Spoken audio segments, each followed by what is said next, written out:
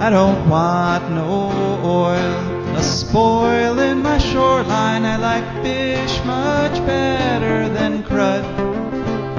I like birds and things, a-creepin' and crawlin'. Won't trade no more oil for blood. The sun done give us all we need to make this country run. But that black demon oil's got us fussin' and fightin', and I do believe it's time we was done. I don't want them nukes run by them kooks who think radioactivity is fun. No more three-headed frogs or kids with leukemia. Nuclear power ain't fit for a dog. The sun done give us all we need to make this country run. But that nuclear power's got us fussin' and fightin', and I do believe it's time we was done. No nukes!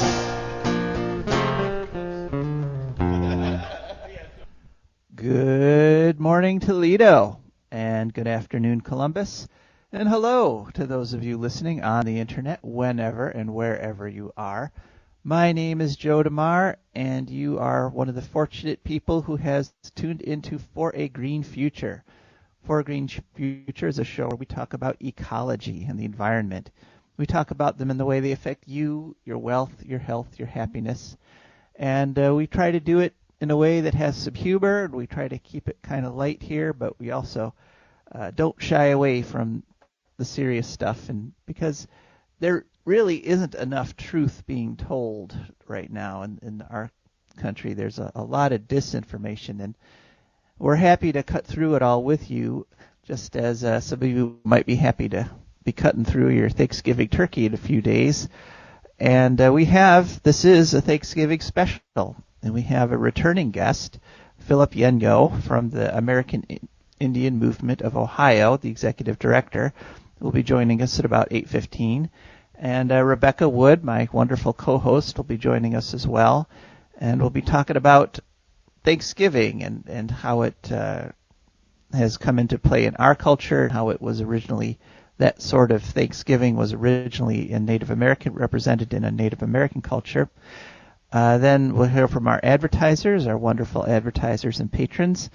We've got some eco news to talk about, and then our letter from the future. And then hopefully we will also be hearing from you. Actually, we don't have to wait for then. You can call it at any time during the show at 866-240-1065. That's 866-240-1065. We'd love to hear from you. This is the best show in Ohio, but it gets better every time you call. So we have coming up Thanksgiving, and unfortunately, many people seem to be getting ready to travel for Thanksgiving. It's understandable. People want to go back to their homes and see their families and reunite. This is what humans do. It's a very natural thing to want to do. Unfortunately, we also are at the moment battling a natural adversary of humans, that is a disease, a virus, the COVID-19. And those of us who understand the science behind the spread of viruses in populations know that this is not the time to go back and be with your family. This is, unfortunately, more of a time for isolation, because the truth, because environmental things, because ecological principles, because things like viruses and pollution, unfortunately, what other people do will affect you. I mean, this is the fundamental truth of ecology, that we are all interconnected, and what each of us does affects everybody and everything else, this whole net, this whole web that we're all part of. And back when this virus first hit, back in the spring, in February and March and April, when everybody took it seriously and locked down, at that point we had a very good chance of being able to completely eliminate this virus from our country, the way some countries have, like New Zealand, like Iceland. And what happened is some people decided they didn't want to go along with it. Some people broke the quarantine. Some people just said ignored it. And as time went on, more and more people joined them because there was tons of disinformation being put out. And so even though many of us did quarantine, many of us stayed home, we locked down, and that effort by the majority of us was actually just thrown away way back in the spring. So now we're facing the situation where all of us are under a much more dire threat right now. The color codes here in Ohio, in northwest Ohio, Wood County, specifically where I live, the color codes are all the most alarming red. And so if you're in one of these counties that has a really high rate of transmission, you don't want to go to visit your relatives that are in perhaps another state that has a much lower rate of transmission, because you have a very good chance of being the one who brings the virus into that group. And just, don't do that. Don't do that to your family. Call them and Zoom call them and, use social media. But, this is a dire situation we're in. Now, having said that, I thought I'd talk a little bit about transportation this week, because my wife and I actually are going to have to take a trip. It's not to meet with family for Thanksgiving, but we're going to be taking a trip later on this week to Boston. And the Toledo to Boston distance is about 755 miles. And I thought it'd be instructive to sort of look at the different amounts of CO2 getting there in different ways would cost. Because everything we do in this culture pretty much is dependent on carbon dioxide. It puts carbon into the air. Now that is changing, as we add more wind and solar, and as we change our behaviors and the way people are investing and doing things like getting electric cars or plug-in hybrid cars like we've got. It's changing. The question is it changing fast enough to save us and save the planet and save our society? And we don't know that answer yet. But it starts with awareness. So, you have to kind of be aware and know what you're doing. Then you can start to change it. Until you understand what you're doing, changing it isn't going to happen. So I got some numbers here. I went and compared, if my wife and I were making this trip to Boston with different routes and different methods, how much carbon we'd be putting into the air. So looking at it, it's about a 755-mile trip from where we are to Boston. And if we had driving the average car, that would put about 600 pounds of CO2 into the air on the one-way trip, which is, that's quite a bit of CO2 to put in the air in one day. Now, a plane, the worst would be a plane. If the two of us were taking a plane, we'd be putting in 800 pounds of CO2 into the air for the one-way journey on this trip. So, of course, round trip, you're going on 1,600 pounds. You're starting to look at like a ton. Air traffic is by far the worst method of in terms of putting carbon into the air. And an important point to remember is that transportation is actually the thing that puts the most carbon in the air. It actually puts 28% of greenhouse gas emissions into the air. So we talk a lot about things like solar power at our houses and what we can individually do, but residential things that we do day-to-day living, like heating our homes, that actually only puts about 6% of the greenhouse gases into the air every year. Transportation is first, 28%.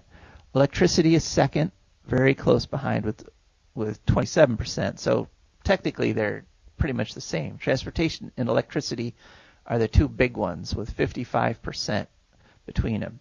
Then comes industry with 22%, agriculture with 10%, and commercial stuff like powering malls and things like that. That's a 7%, and we're down here at the bottom with 6%. But so whenever you take a trip, it pays to think about how much carbon you're going to put in the air and choose carefully the way you do it. So as I said, the average car puts about 600, a plane puts about 800 for a trip like this. Our Wonder Van, which is a hybrid, even if we don't get to use the electric portion for most of the trip, because only that first 35 miles or so are going to be electric powered, but it's still a hybrid, and so it gets 32 miles per gallon. So we're going to put roughly 465 pounds of carbon in the air on this trip. But the best way to travel, the most fuel-efficient way to travel by far, is the train. And, the train would put, according to figures from a calculator I got from an engineering firm in Europe, the two of us on this trip, we could credit 450 pounds of carbon dioxide into the air, which is the lowest. And, of course, the more people that use the train, the lower the amount of carbon per person. So, and, overall, rail is the best way to travel. So if you can ever take the train, do it. It's more luxurious, it's better, and just like many of the things in the green future, it's actually more pleasant to ride in a train for 12 hours. This is a 12-hour trip, because you can get up, you can walk around, you can go to the snack car, than it is to drive, because you got to pay attention to the road, you got to sit in one place. Our Wonder Van is nice because we've got a futon mattress in the back, so we can actually go in the back and take turns taking naps. But that's still not as comfortable as being able to get up and walk around in a train. So just something to keep in mind when you're planning your trips. How are you going to do it? How much carbon? Think about how much carbon you're putting into the air when you take the trip. And of course, the best way to save carbon is to not take the trip at all. If you can avoid the trip, that's the best way to do it. But so just a little talk about transportation, the largest emitter of greenhouse gas in our society. But our society rolls on one way or another, and part of our society, part of American culture for a long time has been the celebration of the holiday of Thanksgiving. And so in the spirit that we were taught in school, in the Thanksgiving that we drew pictures of and made little hand-shaped turkeys for when we were growing up in school, I have invited a returning guest. Hopefully this is a Thanksgiving tradition that we've started here on For a Green Future, because 2 years in a row now, I have invited Philip Yenyo on, the Executive Director of American Indian Movement, or AIM, Ohio. Philip, are you on the line? Yes, I am. Okay, great. Thanks so much for joining us. And my erstwhile co-host, Rebecca Wood, is also here with us. Rebecca, hi. Are you on? Howdy. I'm on. All right. Well, welcome to both of you to For a Green Future. Glad to have you on. And thank you Philip, for having me. Yes, our pleasure. And Philip, we had you on last year, and it was one of our best received episodes. We had a lot of people listen to it on the podcast version, and we got some very nice comments about it. So we're very grateful to have you back on. And one thing that you did after that show, you sent me a video of something that kind of shows that Thanksgiving to the Native American culture that's currently in the United States is not all it's not all pageants and parades. There's actually a fair number of Native Americans actually call Thanksgiving Day, and they call it a national day of mourning instead of a national day of Thanksgiving. Could you talk a little bit about that, about why this isn't universally viewed in the Native culture as just this wonderful day. Yes, I could. If you think about the true history of what happened here with settlement and colonialism, there were a lot of Native peoples that died, were massacred, whole towns, villages, and we mourn those ancestors, those people that gave their lives to try to protect, their own home and their own way of life. We mourn for the desecration to Mother Earth, and that's why it's a hard time of year, because you see other people celebrating, and you know that what we were taught in school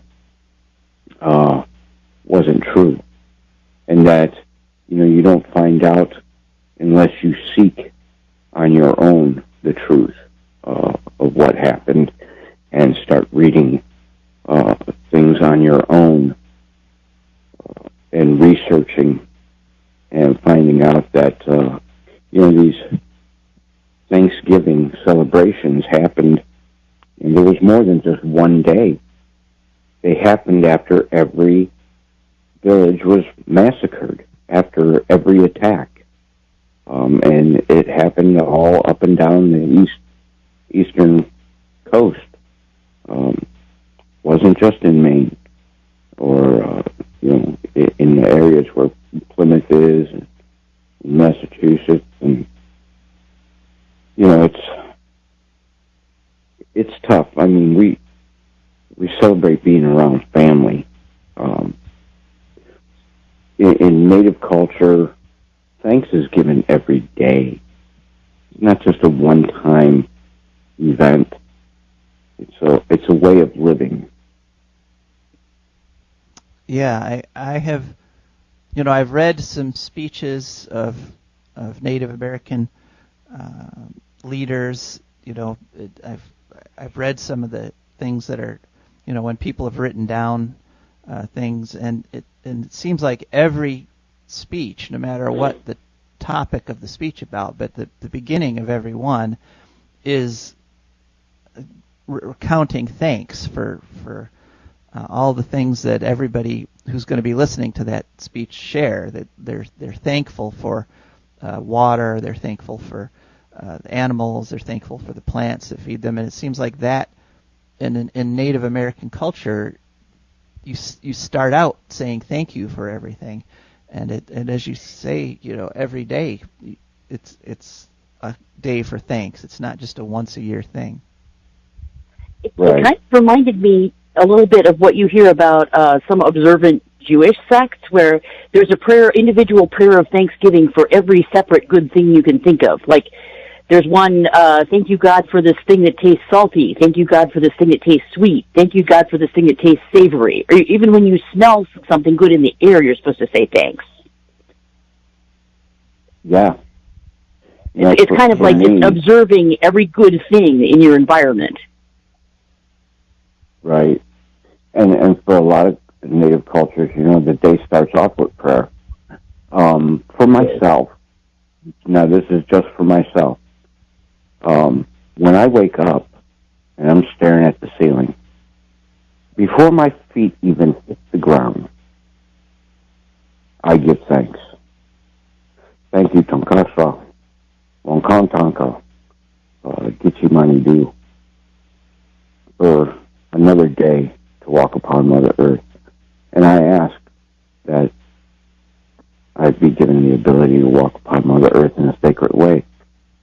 It's the same thing every morning. Every morning. So it's, you're giving thanks for that life that you have, this physical life that you have, and to try to enjoy that physical life, as long as we have it before we go to the spirit world to be with our relatives and our ancestors that walk for us. Mm-hmm. Yeah, Western culture, the way it's panning out, has not been really big on thanks. We're it's kind of drummed into us that everything we get, that we have to earn that we have to, we're responsible for all the good things in our lives because we've worked hard and we've somehow we've earned them. But in reality, go ahead. Maybe if we took more time to notice what was good in our lives and appreciate every little thing, then we wouldn't always be wanting more, including other people's stuff. Correct. Correct. I think too to expound a little on what you're saying, Joe. I think yes, we have to earn the things that we have, but I give thanks to the Great Spirit for the opportunity to earn those things. So see, it can be seen a little bit differently, and that's where that gratitude comes through, in everything that we do, everything that we try to do. Mm-hmm. Yeah, and I have to kind of wonder, is it really possible to protect and preserve something without feeling some gratitude for it? I mean, we talk about on this show protecting, improving, and preserving the environment, but if you're not grateful for what you have, do you really have what it takes to do that? And I was thinking on the same lines of what you just spoke this morning, and I don't think we possibly can. You have to have gratitude for those things in nature in order to protect them. If you didn't care, then you wouldn't care about protecting it. If you weren't grateful for those things, why bother putting forth the effort to protect it? I think we are grateful for those things. We're grateful for the trees. We're grateful for the forest as a whole. We're grateful for the prairies and the floodplains. All of those things give a bioregion for different species to survive. They're given those things in that bioregion to survive on, and at different times of year.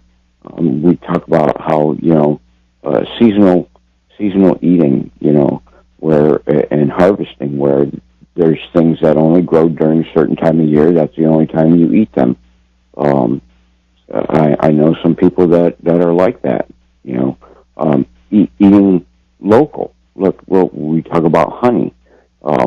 People with allergies and that, they're starting to realize that if they ate local honey, the things that they're actually allergic to are in there. Their bodies will get an immunity to those things, those antihistamines that cause them, seasonal allergies. Because they live in that bioregion, and that bioregion is where those bees collected that nectar. Mm-hmm. Wow. There's a little bit, it reminds me of something the poet Rilke said, that Rainer Maria Rilke, that I'm probably saying his name wrong, but something about if you don't see the poetry in your daily life, then maybe you're not a good enough poet. Oh, wow. Yeah. That's a good one. Yeah. Yeah, one of the things I always found dissatisfying when I was growing up is the grace I was taught in front of the meals, the one that a lot of people are going to be saying this Thursday, where you say, bless us, O Lord, and these thy gifts which we are about to receive from thy bounty through Christ our Lord. Amen. That's the grace I was taught, and it doesn't say thank you. There's no thank you in there. It's just, wow. Sort of demanding. It's just asking for more blessing. Yeah, it's asking for more blessing. Right. And so my mother, I love her. She always added, and thank you for the food. And which was nice, which kind of got me to thinking, why isn't that actually in the prayer? And then, of course, it is in, the prayers of a lot of cultures. And so, I think we should still celebrate Thanksgiving. It's kind of a uniquely American holiday, but we should also not shy away from looking at the truth, the history of it. Even as we go forward, we've got to admit the basis of it, and maybe we can take a second while we're being thankful for good things in our lives. Maybe we can vow to do that more often, and also maybe be thankful to have this chance to be alive in this time and help heal the pathology in our culture. Yeah, that's a good thing. I think too, we need to be thankful for our challenges and our failures in life, because those are the things that help us grow as human. To see our own inadequacies and to be grateful for those. Because where we may be inadequate in something, somebody else may excel at it and help in the community. I'll try, but my inadequacies are a pain. They're just a giant pain, I'm telling you. It's very inconvenient being me. Well, then I guess you've got a lot to be grateful for. I have so much. Wow. But yeah, I think that is an important lesson, though, in maturity that a lot of people never actually get. That right. That none of us are so powerful and so accomplished that we can do everything. I mean, we need each other, and that is something to be grateful for. Yeah. Thanks for pointing that out, Philip. Yeah. And I think a lot of people too seem to forget that,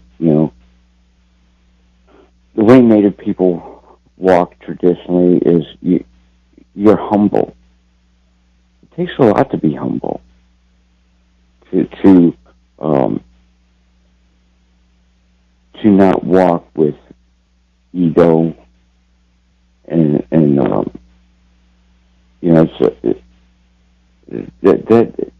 that is also a goal. One of my own personal goals is to be humble. I think to be humble as grass brings you back down to Mother Earth too. That connectedness, and realizing that there are things that are greater than you. And by what I mean by being humble as grass is, look at all the things that we do to grass. We drive on it, crush it, walk on it and crush it, and it comes back. We mow it, we cut it, and it keeps growing. That's to strive to have that much humility. It's work, especially when you're raised in an urban setting like I was, and you're not really taught that. I think when I go out in the woods to pray, or just even on a hike, to appreciate the things, those gifts out there that Creator gave us and put here, not only to use but to appreciate. It's amazing to see that yes, there are things that are greater than me, and I have to keep myself in check that way. Those are reminders and messages from Creator. Says, Phil, you're not Mr. whatever you may think you are. Look at this, Yeah. It's just a wonderful, wonderful way of being. Mm-hmm. Yeah, I have to say, I agree with you. I think that the times I've felt the smallest, like when I was watching the Northern Lights on the shores of Lake Michigan, or when I was in the mountains, those were also the times I felt the most grateful, because I was surrounded by the most beauty. And it's something I think everybody should try to experience, sometimes in their lives, because then, you really will feel grateful. And, that's what Thanksgiving is all about. And so, yeah. Well, I'm very grateful that you've been on the show with us again, Philip. Thanks so much for coming on. No problem. I had one of those, several of those moments that you just described in my lifetime, going down to Tucson and being at the top of Mount Lemmon and doing prayer ceremony up there, or being at the Grand Canyon. You get this sense, if you've never been there, you have got to make that trip, the Grand Canyon, or be on top of a mountain, because you get this sense of just overwhelming wonder. And that's how I felt.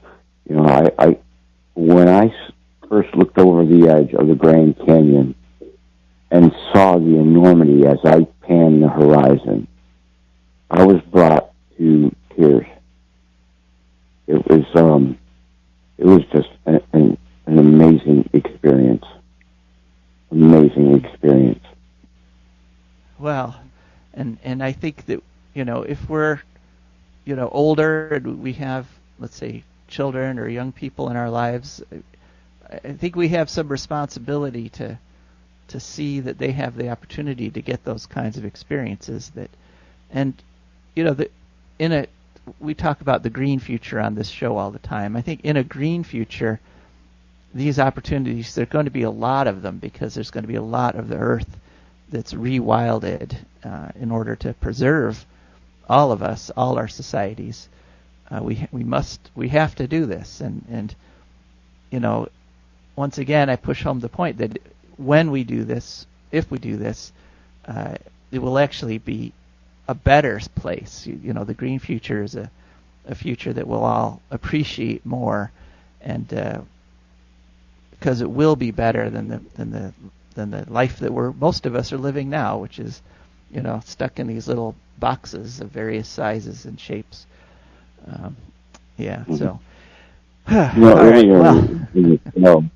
Earlier in the show, you were giving your calculations about the greenhouse gases for your trip, and I was just, in my head thinking, well, I wonder how much CO2 gases would be, put out there if the trip was made by horseback.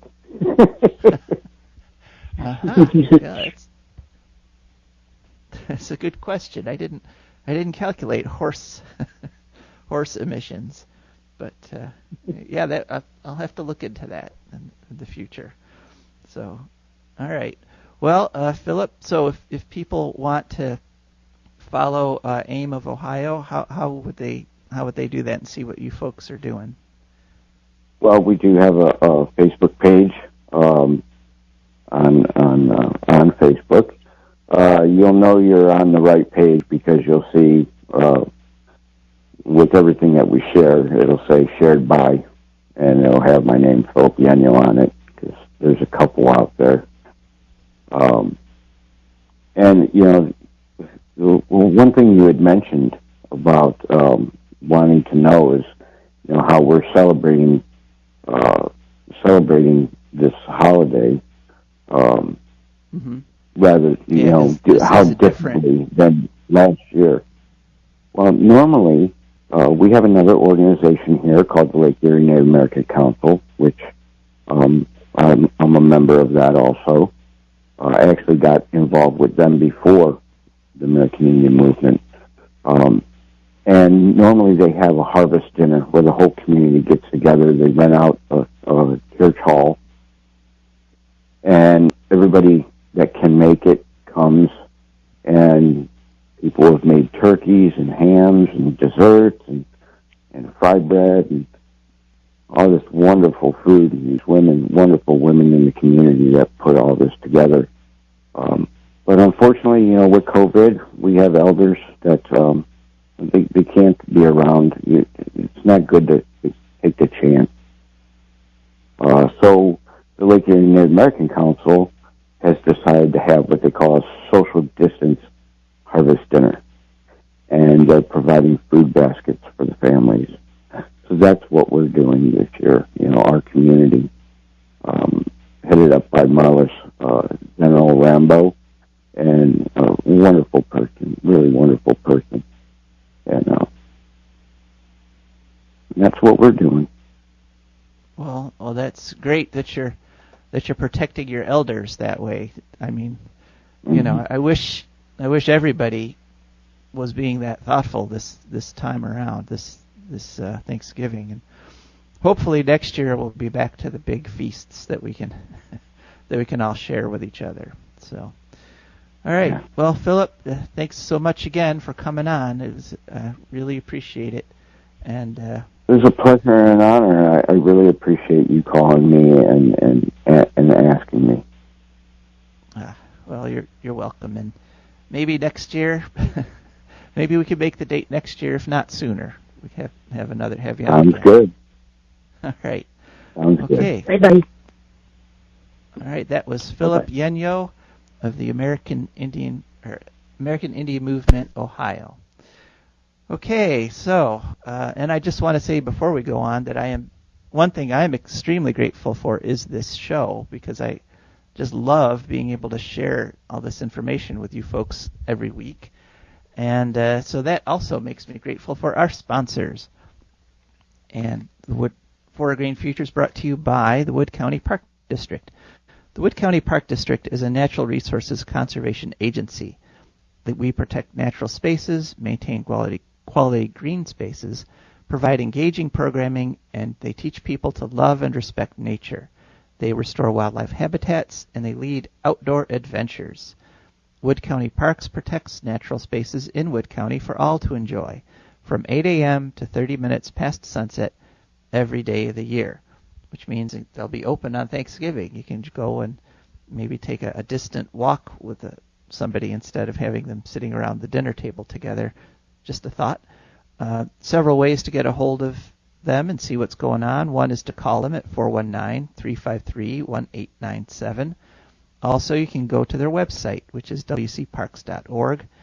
They have a nifty app that you can download. You just go to the App Store and search for WC Parks.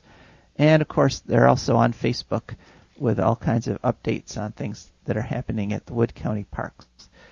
So, we're also extremely grateful for our sponsors. These are people that have gone to patreon.com, and they've signed up. They searched for For a Green Future, saw our page there with various members levels, and one thing that I'd like to recommend, that we have a cat lovers level and a dog lovers level. They're both $25 a month, and I'd like to recommend that level because a lot of people, their cats or their dogs are their family, and they're going to be spending Thanksgiving with them this week. And so just, as you can put the gift down as coming from your cat or your dog, and if you sign up at that level, then on the air, after you sign up at that level, I'll mention them on the radio so that they can get a little thrill. Okay, so on to Eco News. Just a couple things this week, not a lot. One is, and I wanted to do some updates on things. One, a few weeks back, we reported on the Venezuelan tanker, the Nabarima, which is listing badly off the coast of Venezuela, filled with 1.3 million barrels of oil. And I had a lot of trouble finding any information on it. It seems it was on all the news outlets back October 21st, last week or so of October. Then it just sort of disappeared. I found one story that was in the Deccan Chronicle, which is a newspaper out of India, and they had contacted the Venezuelan state oil company Petróleos de Venezuela, and a couple unnamed people in this story said that the government there was going to start pumping the oil out of the tanker before it goes under. But I couldn't find any confirmation of that in any other stories. And some of the references they gave in that story didn't lead to the information they said that was there. So I don't know if that's a reliable report or not. So I'm going to keep trying to find out what's going on. Maybe I'll have to brush up on my Spanish and call Venezuela before next week to get some details here. But that's the only report I was able to find, is that the government plans to pump the oil out before the tanker sinks. So knock on wood that happens. We also have an exciting, a wonderful, a cool HB6 update. And, you know, HB6 is the news story that just keeps on giving. Sam Randazzo. Is it something good finally? It is. It's another good thing. Thank God. Yeah. Oh, it's not, yeah. It's not the good thing. It's not what we're all hoping and praying for, and that is the complete repeal of HB6. No, it's not that, unfortunately. Right.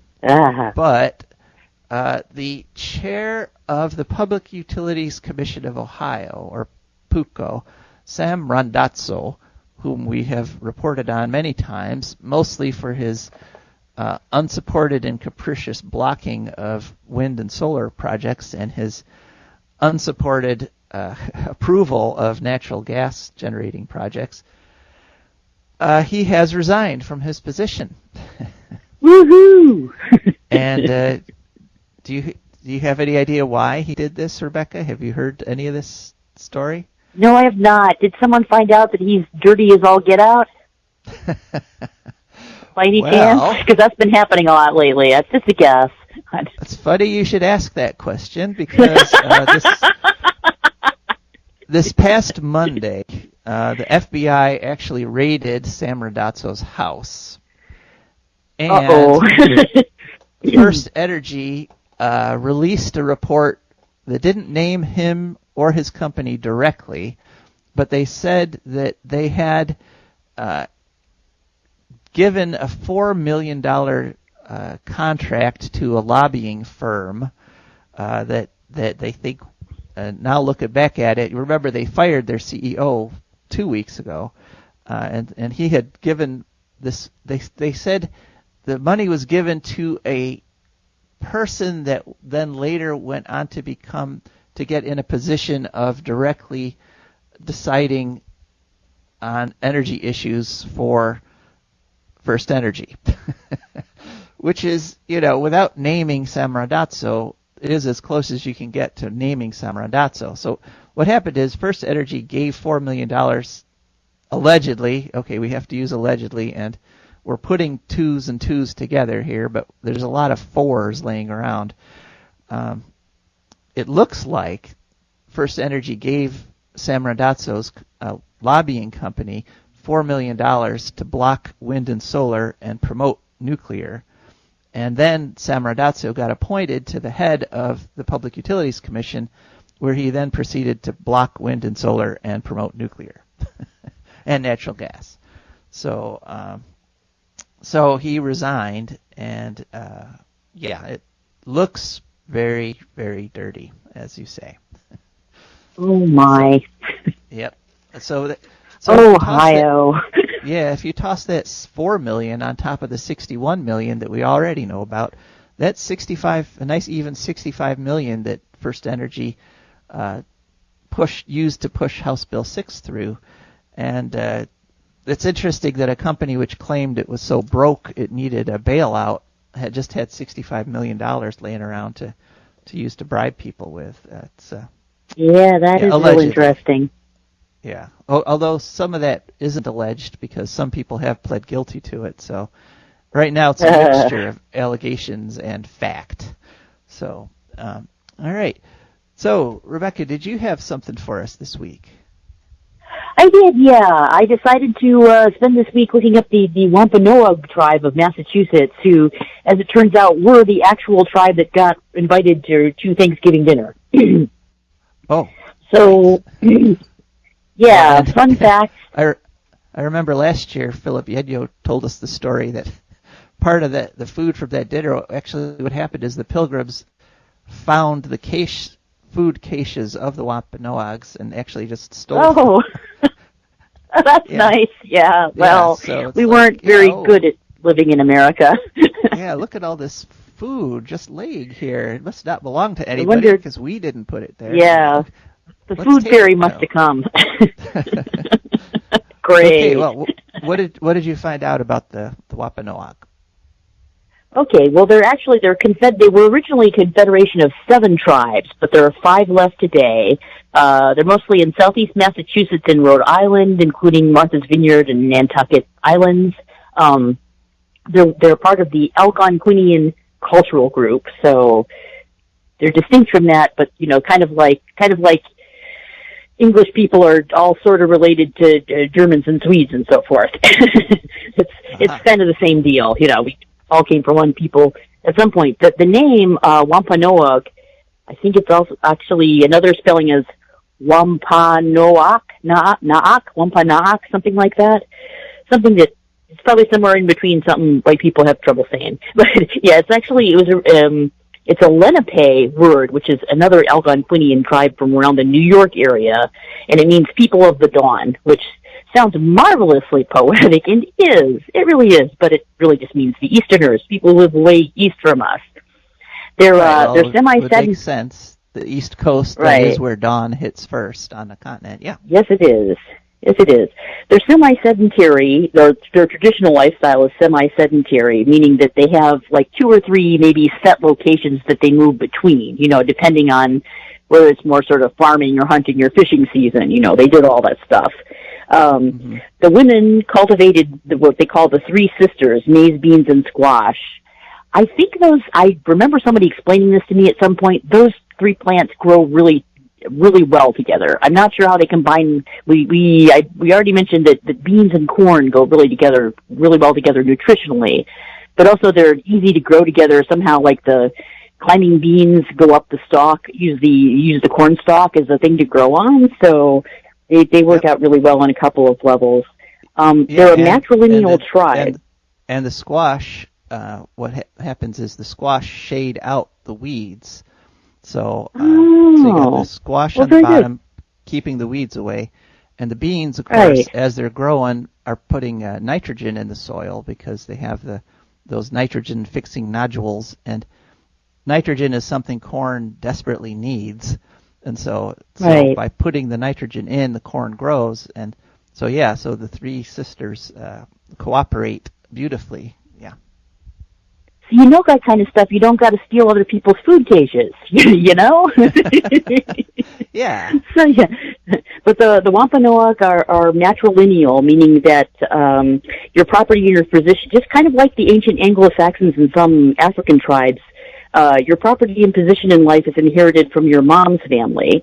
When people get married, the groom moves in with his in-laws instead of the other way around, and the women are responsible for electing the chiefs. So it's the opposite of the Cherokee, where the women are on the Great Council and make the decisions, but the men elect them. So either way, as a form of government, it's a little bit like the Supreme Court. Like you get to choose your leader, but you better make darn sure they like you as much as you like them. Yeah, it's kind of like sort of like 2 houses of government. There you go. Women being more of the Senate, and then the guys being more like the House people that get to make more speeches. I guess, yeah. Right. Go ahead. The deal in Massachusetts was that they just sort of happened to be in the area. They mentioned before that they were going to be back that way around that time because they were on some sort of fishing expedition. Plus, they were going to be in the area planting corn. They said. Plus, that was their traditional time to go around to all the different tribes and do sort of like a ritual diplomatic mission, And that would have included Chief Massasoit, who was actually called Usemequin. See, I'm one of those stupid foreigners who can't speak the language, so I'm saying it Usemequin. Of the Pokanoket band, I think. Right. Okay. So, and we don't know for sure if they brought turkey, but they did definitely, it's mentioned that they brought a lot of deer. They brought a lot of deer that they had shot. So there was a lot of venison. There was some turkey and a lot of more venison than is usually mentioned. After that, things sort of went downhill for the Wampanoag. They had a bad smallpox outbreak. I think maybe a little 1615 to 1649. So that kind of helped, or it may have actually been Weil syndrome, something called Weil syndrome, although traditionally people have thought it was smallpox. But that sort of made things easier for the Massachusetts Bay Colony because it cleared out the area for the Pilgrims, which is what it is. And then, they had a heavy toll also from something called King Philip's War in 1675. It was actually led by the Narragansett, but the Wampanoag also participated, and that ended with a lot of the people who were killed being either enslaved in New England or sent to the West Indies as slaves. And the last fluent Wampanoag speaker died 100 years ago, although they're still sort of, trying to bring it back. They're trying to teach the kids, keep it going that way. So that's cool. Mm-hmm. Yeah. And that's kind of what I've got. That's quite a bit. So you're saying from your research that there actually was at some point a feast with Massachusetts Bay settlers and Native Americans, but then it devolved into the celebrating of massacres later on. Is that what you're saying? I think so. Yeah. What date was actually the first Thanksgiving? I have forgotten. What was your question? What year was the first Thanksgiving? Oh, well, the first official Thanksgiving said by an American governor or a colonial governor was a celebration of a massacre. That was the first holiday. Was a holiday declared after massacring a native tribe or a native village. Right. Well, I don't know. It probably was not actually the Wampanoag because then they wouldn't have showed up. That there would have been too many hard feelings. Yeah. All right. Of course, there's, today there's an awful lot of hard feelings, and we still show up for Thanksgiving mostly. So who knows? That's your family. You have to. I don't know. Well, seems sort of like that sometimes. My attitude towards it's like when you're a child, we were taught a beautiful fiction about Thanksgiving. Yeah. But I want that beautiful fiction to become true. If you know what right. I mean. I mean the idea of brotherhood and sharing between Europeans and Native Americans, as equals, feasting together, I want that to happen. I want that to become, normal. I want that to become the way, our cultures deal with each other personally. Well, it did happen for a minute, That's what I would think. Clearly there were no massacres actually during dinner, although there may have been before and even more after. Well, that's true. We need to be able to do that for longer at a time. That's the key. Right. Just stretch it out. Stretch that feeling out. And the Native Americans had a lot more feasts than we do. I mean, Philip touched on it, but they had, throughout the year, they had a lot of feasting.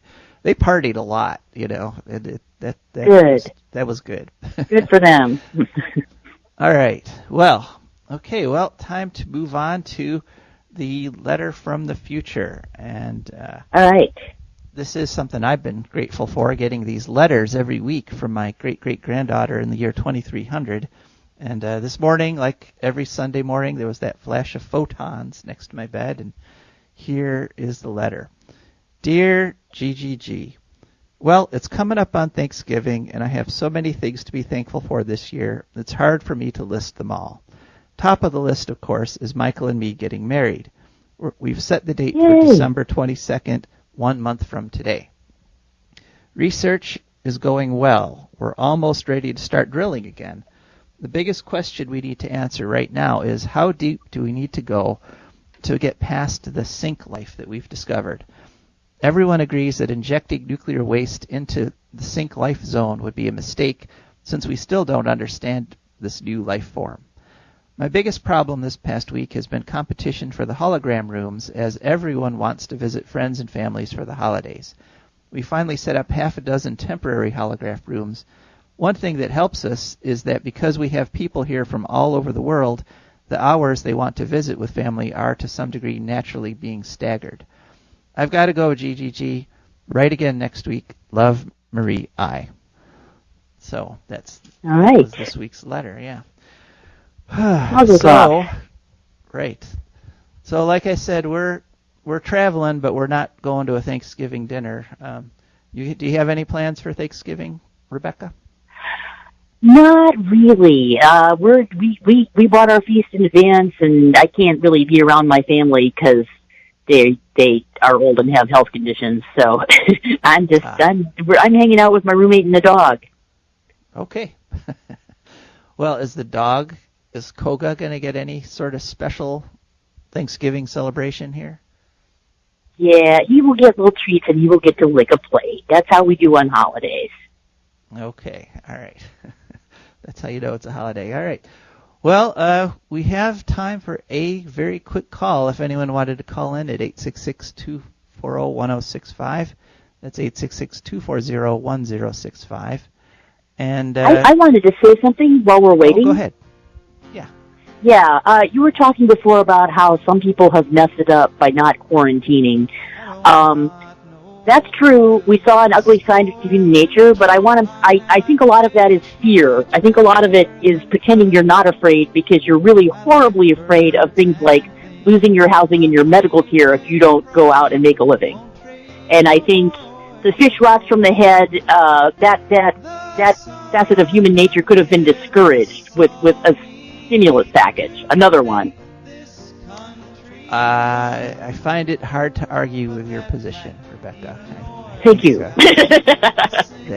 One thing we do know, when people get sick, we have to take care of each other.